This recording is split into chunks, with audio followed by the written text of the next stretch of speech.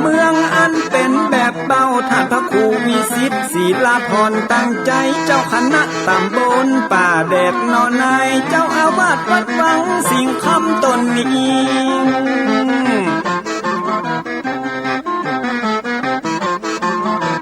อนุรักษ์ของเก่าล้านนาก่อนกี่เมื่อลูกหลานเฮาตีเกิดมาด้วยกันรักษาของดีเก่าเกลือได้อยู่กู้ถิ่นล้านนาฟังทำแล้วของแผ่วจิตใจเหมือนป่าอยู่ในนาตีล้านน้ำ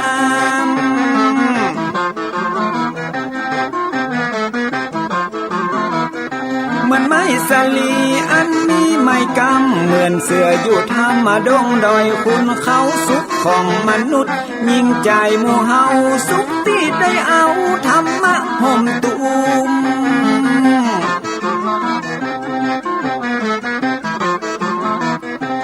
ใจคนใดมีธรรมห่อหุ้มใจคนนั้นจุมใจบ้านมันอยู่วิมานเวียงวังจันแก้วบ่มีในเต้าแล้วน้อง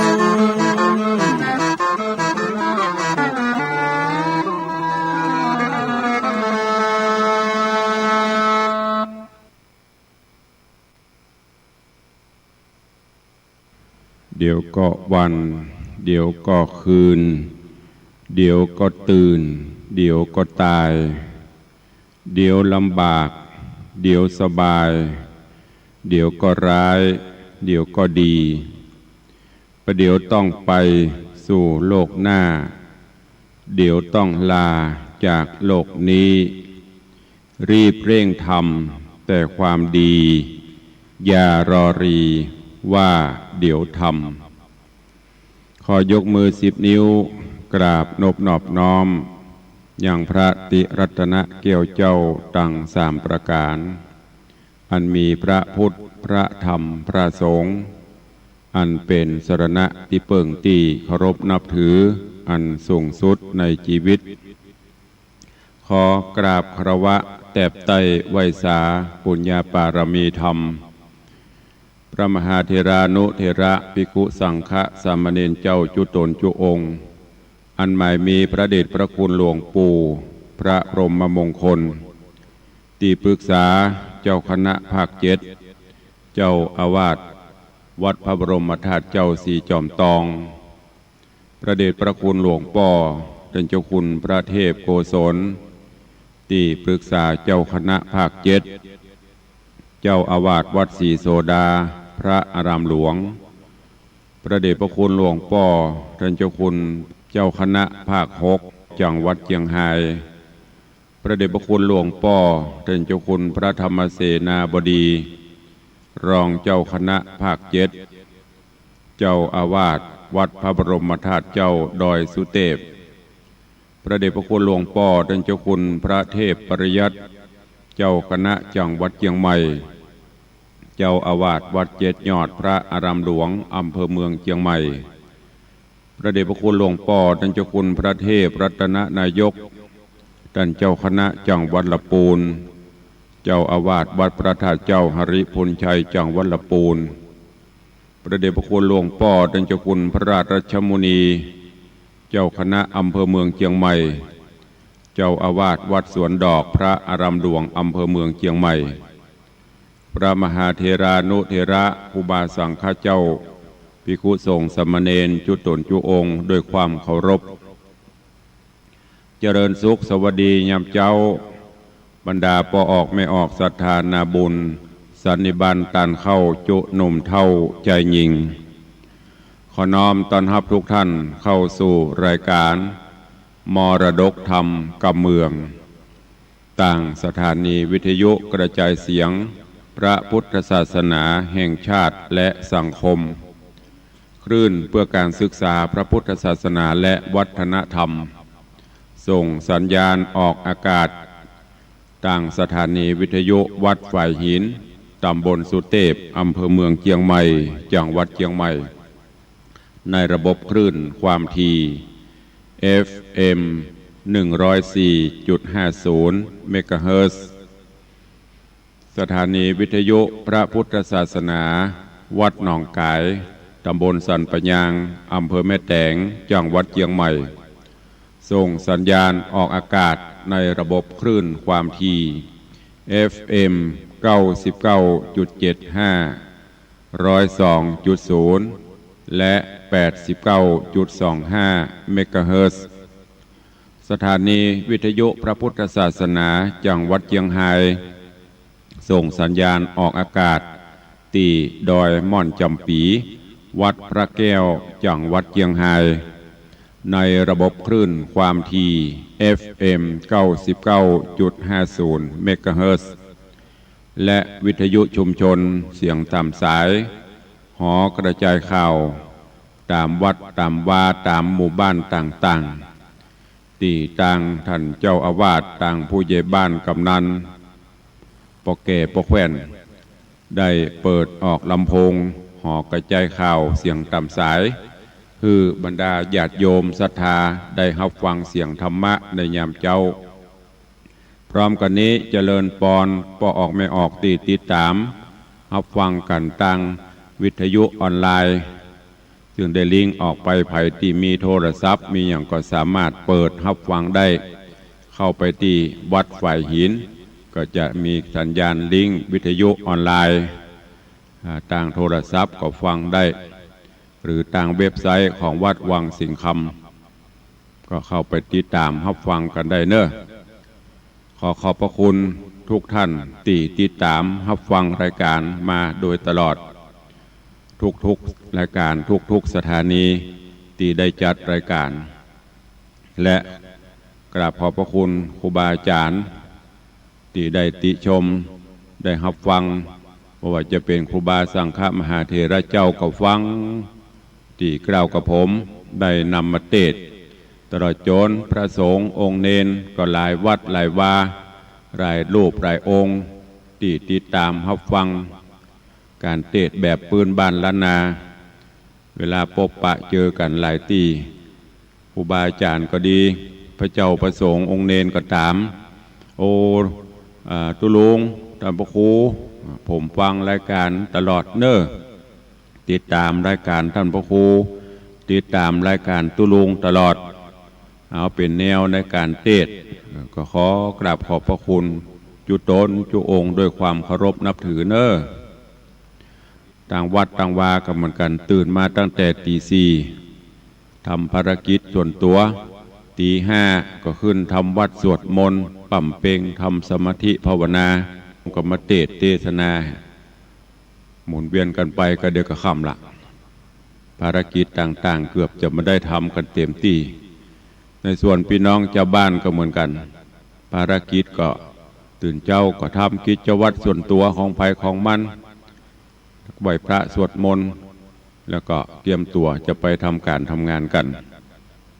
ก็ขอคุณพระคุณเจ้าพระพุทธพระธรรมพระสงฆ์เกี่ยวเจ้าทั้งสามประการปกห่มครูบาสังฆเจ้าภิกษุสงฆ์สามเณรและพอออกไม่ออกศรัทธาเฮาเนอคือวันนี้ก็ขอให้ได้มีความสุขในการทำงานในการปฏิบัติภารกิจศาสนกิจของจุตนจุองค์ตัวโอกาสบัดนี้เจ้ารุ่งอรุณวันใหม่หับธรรมะฟังเทศฟังธรรมเจิญตันทั้งหลายเนอะตั้งอกตั้งใจสดับรับฟังพระธรรมเทศนาณโอกาสบัดนี้แล้วกำเดียวตายรายการเฮาก็ก้อยมาปบมาปะมาอู้มาเอ่ยกันตามปกติสัก4-5 นาทีนำข่าวสารมาแจ้งแล้วก็อนุโมทนาขอบคุณกับทุกท่านเนอะโอกาสบัดนี้เชิญทุกท่านตั้งอกตั้งใจรับฟังพระธรรมเทศนาเพื่อนำไปใช้ในการดำเนินชีวิตประจำวันณโอกาสบัดนี้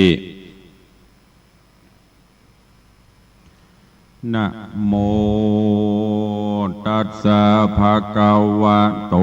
อะระหะโตสัมมาสัม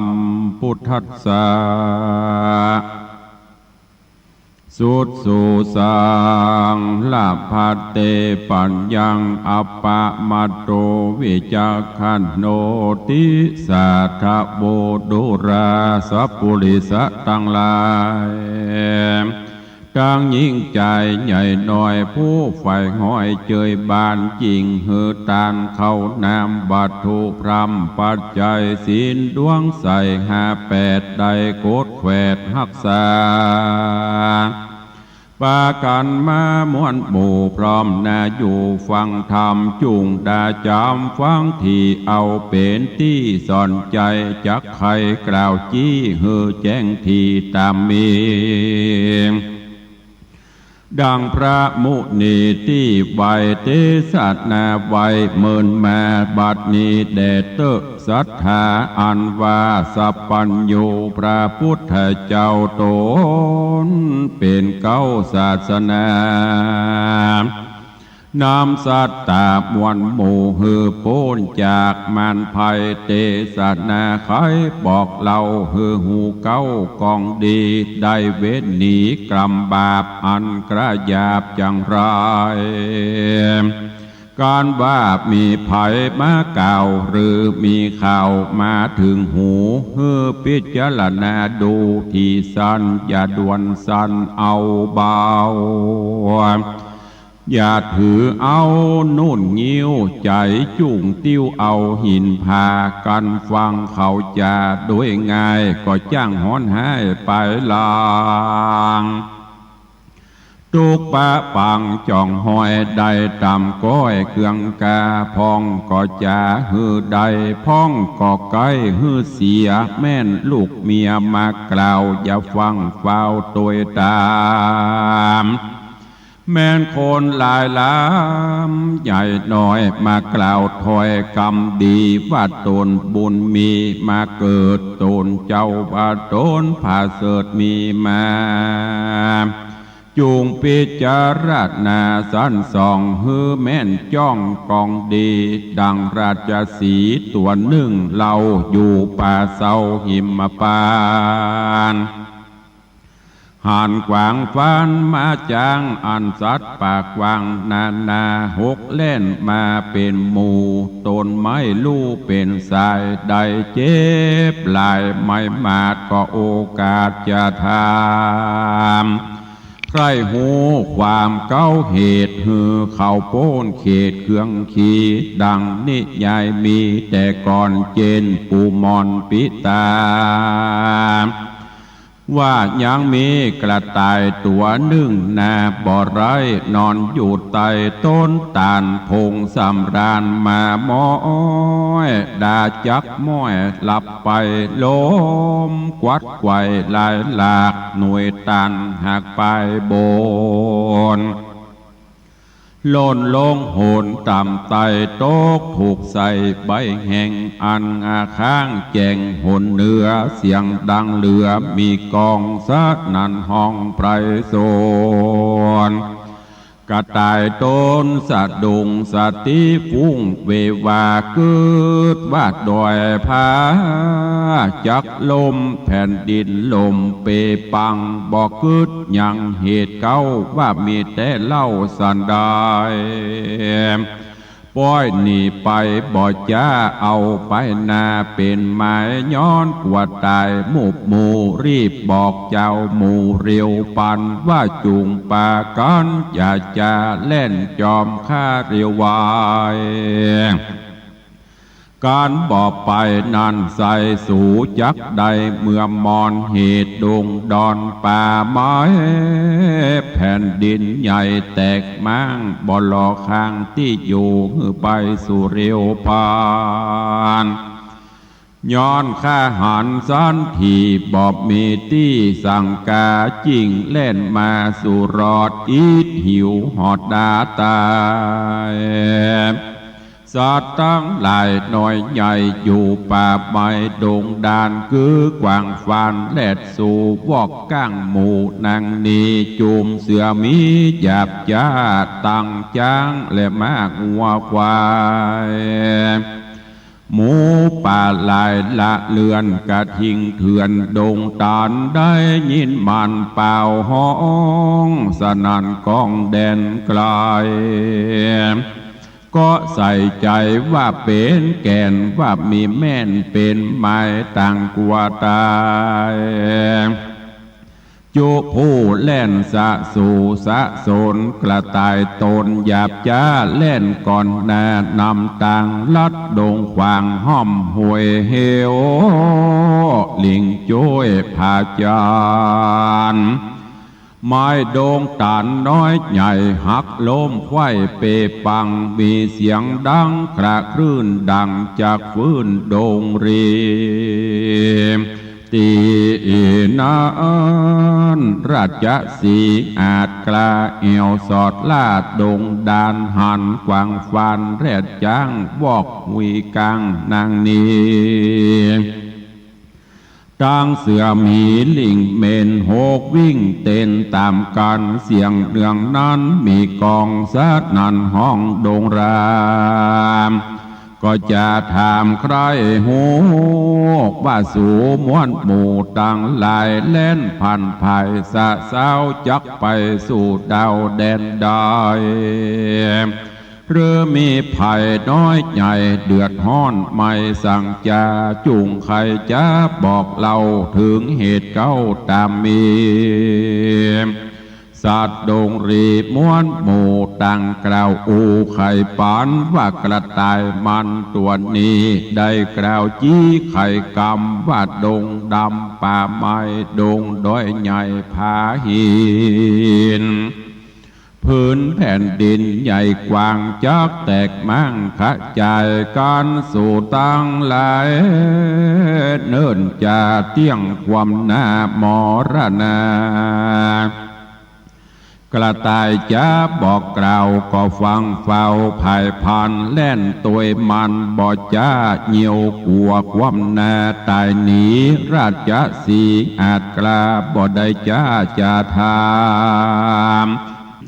ว่าดูรากระต่ายโดงรามตัวปูมึงได้หูและหันวาดในโดงตันใหญ่กว้างแผ่นดินลมแมงในจายิ่งใครจะกล่าวอูบอกเจ้าหมู่ตั้งหลายกูนี้หมายใครพอฮือแจ้งต่อกับตาจุงไกลกลาปอกเต้าไปที่เก่าบัดเดียวกระต่ายดงเขียวหยาบจาก็กล่าวว่ากำไปคาดแด่เจ้าดงไพรตัวอาจคาบ่มรณาเป็นทีย้อนเฝ้าหนีกลาพรากยิงโป้นจากต่างตายข้าบ่หมายคืนสู่ยังที่อยู่เดิมตีราชสีเถื่อนท่องก็ส่งเสียงห้องเร็วปานคมขนาบมันบ่จ้าว่ากูจักฆ่ามึงตายมึงอย่าหมายเล่นลีไปอยู่ที่แดนใดกระต่ายดงไพรนั่นใส่กันราชสีใหญ่คมขนาบสันทะทาบยินกลัว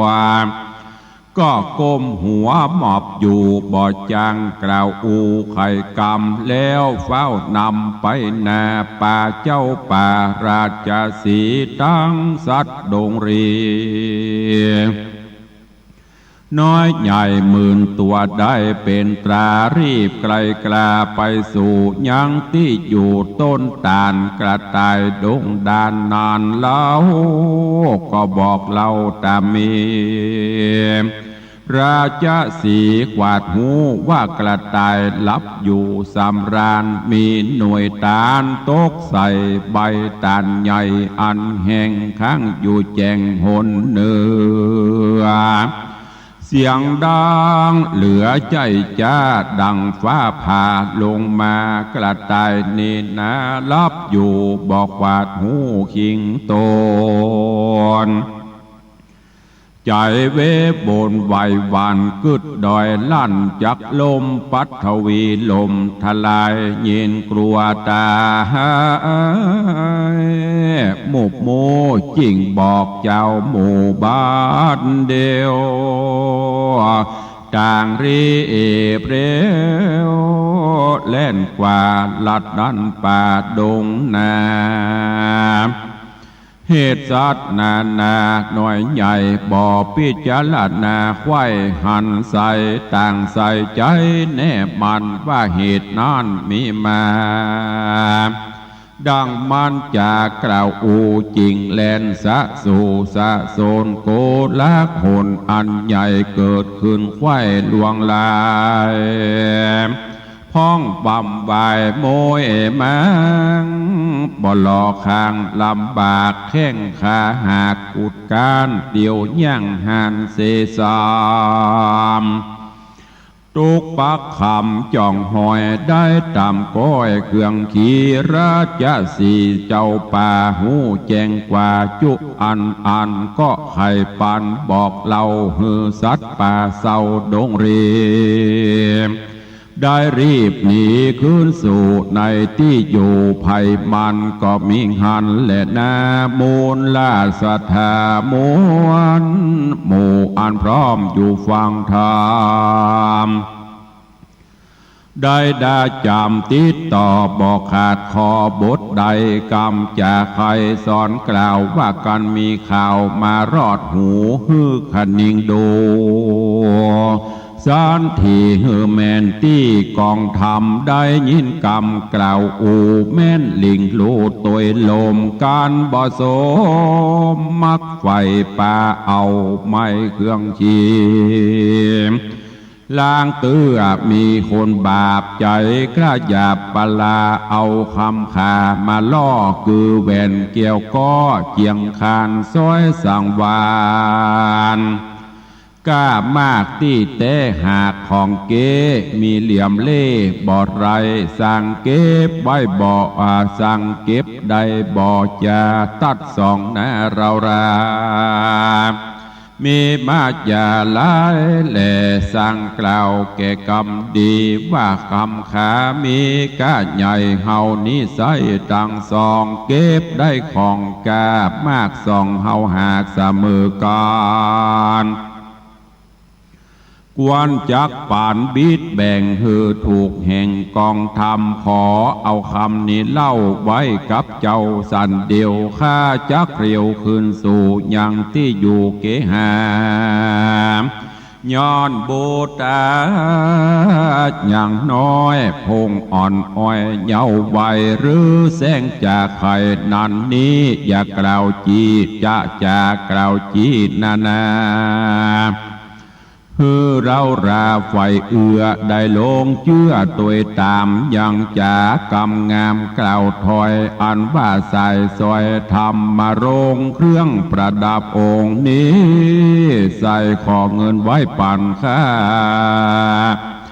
เกิงนึ่งก้าคำขากันเราราเชื่อง่ายจกเงินใจมันไปได้คำใส่นานแล้วเตียย่อมเปล่าสุญโยเป็นตัวโค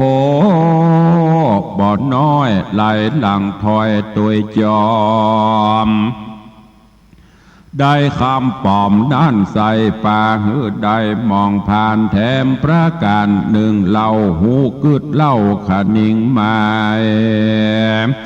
ว่าการยิ่งใจใหญ่หน่อยมากล่าวถอยจากใครจักจวนไปนั่นนี้ทำงานที่สบายเงินหลาย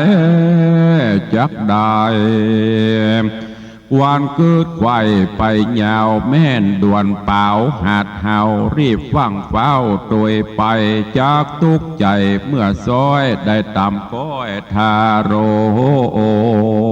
นกวนพอโตตัวเก่าว่าเฮานี่เล่าสันได้ข คนใกล้ไก่ผู้อื่นมีอ่านหมื่นถึงแสนพับไว้แดนมวลหมู่มีความหูนักหนารูปโสภางามอาจสั่งบอกโอกาสเอาไปเป็นสันใดนั่นใส่มาใครใดตนเฮาข้านิงเอาดังนี้เอาเป็นที่พิจารณาเฮือเมินตาพ่อกวางกึดอาจอ่างไปยาวสืบสานสาวทวนที่เฮือแมนที่ตามกองพองก็ปองเฮือใดพองก็ไกลเฮือเสียแม่นหันเฮดลิงโลเชื่อกำอูตามลมกันบ่สมดังแองได้วิดว่างเครื่องขีจุมคนดีมีมากคนให้หากมีลายตั้งยิ่งใจหนุ่มเทาดังปราดเจ้าอติตาจะสอนมาบอกจี้ว่าเฮือเฮานี้ยังเชื่อใจไฟเอือต่างดีเชื่อว่าพระมุนีปิ่นเกลาคือพระพุทธเจ้าเราราตราดพระญาขวาดหูไผ่บอกอูไข่ปานหูและหันแจงทีบ่มีตีสงสัยหูพิจารณาไป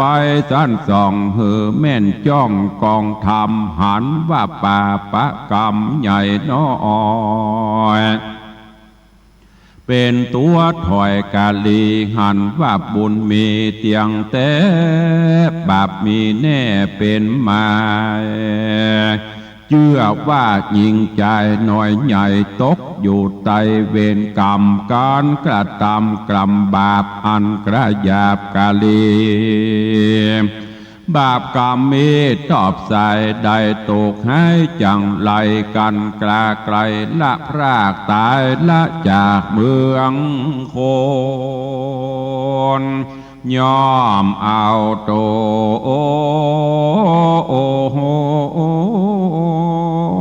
ตกทอดลงสู่รอดอเวจีการกระทำดี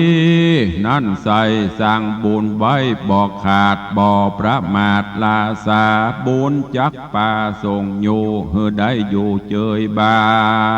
นย่อสุขสำราญข้ามเจ้าบ่โศกเศร้าเครื่องขี่การตายหนีกลาพรากดับจิตจากเมืองคนย่อมเอาตนไปเกิดจานฟ้าเลิศเมืองสวรรค์บ่ยาจัลนามูลลาดศรัทธามวลหมู่ตีพร้อมน่าอยู่ฟังธรรมฟังแล้วจำจดชื่ออย่าได้เหือหายนี้ดังบาลีแต่ไทยอันตังไว้ว่าสุดสู่สังละพัเตปัญญังอัปปมัตตังวิจักขโนดังนี้ใครกล่าวจี้เป็นไตว่าปุกละผู้ใดก็แล้วใจผ่องแผ้วยินดีฟังเมธีปราชเจ้าอันบอกเล่าไขกามโดยใจคบยำบอกขาดบ่ประมาทลาสาหูพิจารณาสันทีฮือแมนที่กองดีพญามีผาเสดเตียนย่อมเกิดมีมาได้น้ำป่าปนจากต่างทุกยากมันพายแม่นคนไกลกะแม่นคนใกล้ไก่ใหญ่น้อยมากล่าวถอยไข่กำจูงจะจักจูงนำนันนี้ควนคืดที่พิจารณาอย่านำนาลิงโลตามกำอูคนลายจ้างป่าวายเมื่อซอยได้ตามก้อยมองผ่านดังนิทานบอกเล่าว่าสัตว์ป่าเศร้าดงนาฟังกระต่ายจ่าเอิ้นเป่าก็ฟังเฝ้าตัวไปบอกกะนิ่งในกึดสอดพ้องมวยมอดมรณา พ้องแข้งขาหักลากได้ลำบากเครื่องคิดดังราชสีห์ตัวอาจหูคืดขวาดหันสายสัตว์ดงไพรใหญ่น้อยกล้ากลาดกร้อยต่างวายคือโป้นต่างตายจุภูได้อยู่สวัสดีนั่นแหละนะ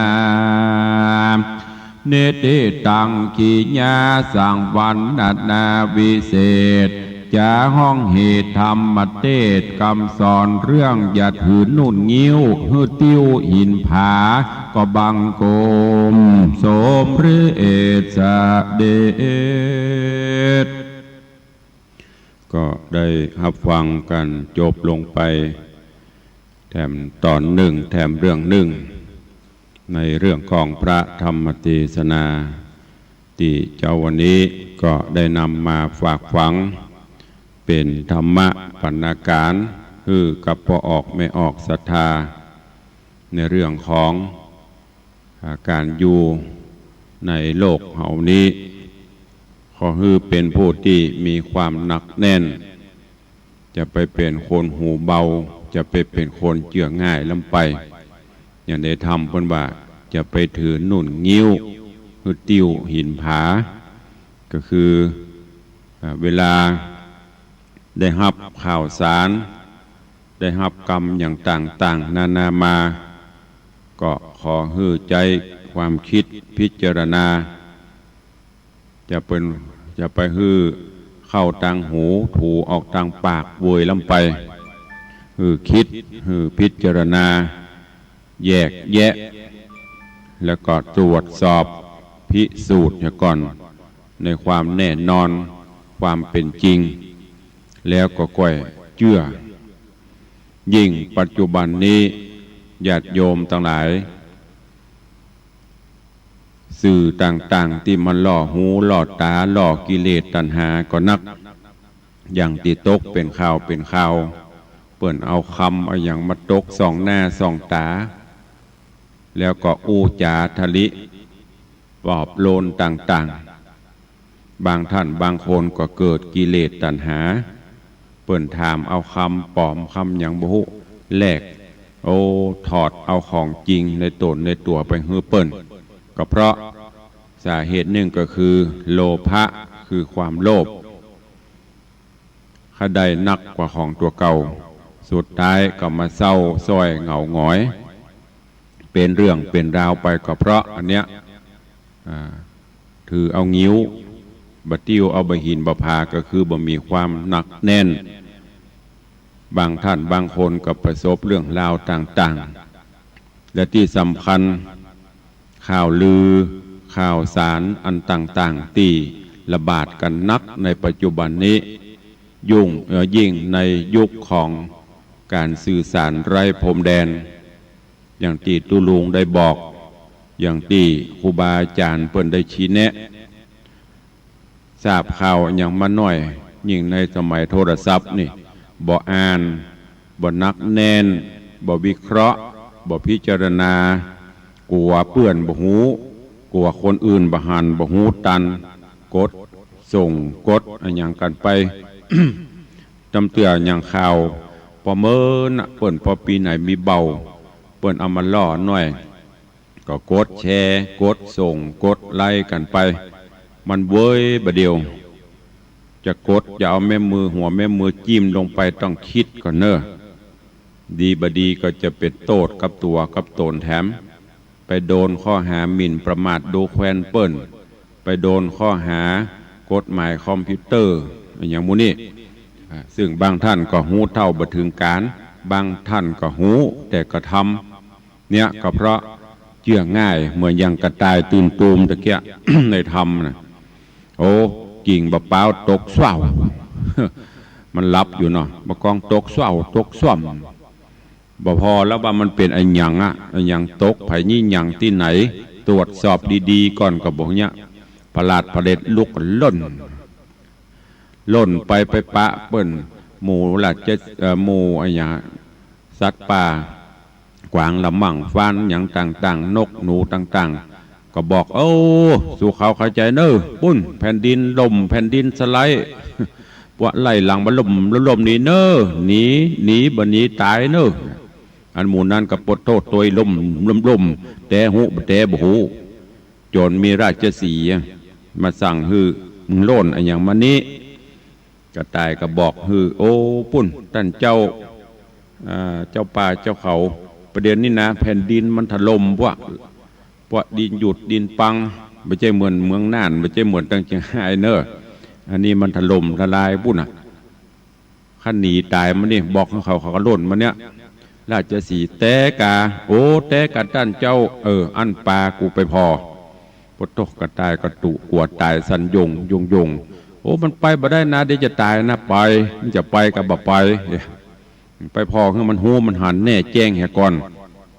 โยนไปถึงที่แต่สุดท้ายเป็นว่าการบะเป้าการต่านตกลงมาบ่ได้อันเนี้ยญาติโยมทั้งหลายก่อนที่เราจะว่าอย่างฮื้อไผได้ยินกรรมอย่างมาก็จ้างบ่ต้องไปโซนเรื่องของเปิ้นโซนตัวเก่าเฮานี่อัตตาตัวตนของเฮานี่เป็นจะได้ทำดีละกาสร้างความดีไว้นักก่อบางเตื้อความดีของเฮามีสักนิ้วเปิ้นสร้างความดีจัดนักความชั่วอาจจะมีสักน้อยความบดีมีสักน้อยก็เอานั้นมาตลบมันเล่าว่าเฮาเปิ้นอันเนี้ยมันเป็นสุดท้ายมาความเสียหายมันเกิดคนที่ฟังกับฟังแล้วก็เอาไปใส่นมเห็นหน่อยใส่ไข่เห็นหน่อยใส่ซอสใส่น้ำปลาเข้าไปแหมปรุงแต่งจากเรื่องน้อยเป็นเรื่องใหญ่สังคมเฮาเลยอยู่ยากปัจจุบันนี้ไอ้ที่ดีๆเปเลอะบ่พอแม้แต่ข่าวสารก็เหมือนกันญาติโยมทั้งหลายลองพอเตอะข่าวดีๆกิจกรรมดีๆที่ผู้อื่นเปิ้นทำบ่มีอย่างที่เขาว่าน่ะข่าวหายลงฟรีข่าวดีเสี่ยงสตางค์แต่เฮาเนี่ยการเนี่ยงานดีๆเจิญมาเปิ้นก็ตึ้มมาแต่ถ้าอันข่าวบดีนี่ปดโทมันเหมือนแมงงูหัวเขียวหมู่เฮาก็ลุ่มเข้าไปตัวซ้ำเติมเปิ้นเข้าไปตัวก็มีหลายท่านที่เป็นนักข่าวนักอ่านข่าวหน้าจอทีวีน่ะไอ้เมื่อตัวอ่านข่าวนี่ใส่ไข่ใส่นมใส่แป้งใส่สปะพอดีตัวเก่าโดนเข้าไปแล้วจะหูสึกนะท่านทั้งหลายก็เช่นเดียวกันเพราะฉะนั้นขอฝากไว้คิดพิจารณาก่อนที่จะถูออกปากออกไปกรรมออกไปแล้วบางเตื้อมันก็แสลงหูบางเตื้อมันก็สร้างความเดือดร้อนก็ขอฮื้อนักแน่นไว้เอาใบหินห้อยคอไว้เอาบะพาห้อยหูไว้พ่องเจาะหูแล้วใส่จี้หูก็คือมันนักอันเนี้ยคนเท่าบกรเพิ่นใส่จี้หูนะเพิ่นคือทวงหูเป็นปริศนาคือนักแน่นจะไปเชื่อง่ายคิดพิจารณาเอาอย่างพระพุทธเจ้าเพิ่นคือหลักพิจารณาตามหลักกลามสูตรนะจะเชื่ออย่างก็ตามจะไปหันว่าคนนี้เป็นครูบาอาจารย์ของเฮาเราเนี่ยเป็นต้นจะไปหันว่าคนนี้เป็นที่เคารพนับถือต้องหูต้องพิสูจน์โดยตัวเองแม้แต่หลักธรรมคำสอนของพระพุทธเจ้าตุเจ้าอมเตศครูบาอาจารย์นำมาอู้เฮาก็ต้องคิดพิจารณาแยกแยะก่อนว่าแต่บัดแต่อันนี้ฝากไว้กับญาติโยมเฮาท่านทั้งหลายในสังคมปัจจุบันนี้น่าห่วงคนเฮาไปถือเอากระงิ้วถือเอากระนุ่นความเบาบ่มีความหนักแน่นเชื่อง่ายและสุดท้ายก็เสียใจยิ่งอย่างที่ประวัติอย่างที่บอกจะตกทองตกอย่างน่ะแม้แต่ตุเจ้ายังโดนนะตุลุงเจ้ากระถินเจ้าพระป่ามาฮื้อเนอะโอ้มันแต่งตัวมันน่าเอาหรอก ภูมิฐานอย่างนั่งรถเบนซ์รถเก่งมาหรอกแต่งตัวใส่สูทติ้วกระเป๋าให้ปะโต้อูดีท่านบรรนักเน้นแต่นะสุดท้ายเชื่อเปิ้นก็โดนอย่างที่หลายๆรูปหลายองค์ครูบาอาจารย์ที่โดนนั่นน่ะอันขอกล้าใจสักน้อยเนาะเดี๋ยวจะไปติดต่อเจ้านาย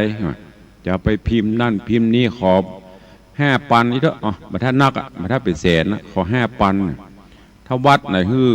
10 วัดก็50,000ละถ้าได้แต่ก็ดีแต่สุดท้ายมันกินกันง่ายๆแล้วก็ทำปาฮื้อวัดอื่นเดือดร้อนทำฮื้อผู้อื่นเดือดร้อน ผลสุดท้ายมันตามมาเดือดร้อนกันหมดคนก็เลยบ่ค่อยไว้ใจกันไปละอันนี้ขอฝากไว้เนอกับอีพ่ออีแม่กับลูกหลานเยาวชนคนดีที่ฟังรายการอยู่จะไปเชื่ออย่างล้ำไปง่ายเกินไปคิดพิจารณาให้ดีๆยิ่งเฉพาะให้มันนึ่งอย่างที่เพิ่นบอกตะเกียประกอบนี่มันมีประเดี๋ยวนี้ก็มีแต่มันเปลี่ยนรูปแบบไปได้จุไปหลอกลวงไปขายตัวขายหยังสุดท้ายมาน้ำตาเจ็ดหัวเขาแม้กระทั่งยังลูกหลานคนดีเยาวชนคนดีทั้งหลายหนุ่มสาวทั้งหลายนะยิ่งเล่นเฟซเล่นไลน์เล่นอย่างน่ะโทรศัพท์ปัจจุบันเนี่ยเพิ่นเอาหูไผ่บะหุมาใส่หน้าตาดีหน่อยหล่อหน่อยเอาแล้วอีล่าบะกินข้าวบะกินน้ำเป็นคำคืดเป็นครั้งเป็นใครนัดปบนัดปะกันไปสุดท้ายก็เสียตัวโอ้กับมันเป็นกู้เป็นกิมกับอีล่าบล่าเหยบ่ต้องเดือดร้อนของล่างได้อยู่ปลายไม้มันถึงตกลงมาอันนี้ไปอยู่ไหนบ่ฮู้พ่อแม่บ่ฮื้อไปโดนกำเป้ากำสุยเนี่ยหูเบาเชื่อง่ายนัดปบนัดปะกันตีหันตีนี่พ่อแม่บ่ฮู้หนีไปสุดท้ายไปไอ้อย่างเกิดขึ้นน่ะแล้วเวลามันมีอย่างเกิดขึ้นภัยเจ็บกับเฮาภัยเสียหน้าเสียตากับเฮาตัวเก่าเฮานั่นแหละโดนสังคมเพิ่นก็จะตราหน้าหัวเพราะฉะนั้นเมื่อได้ฟังแล้วลูกหลานหนุ่มสาวคิดพิจารณาให้ดีเนอะ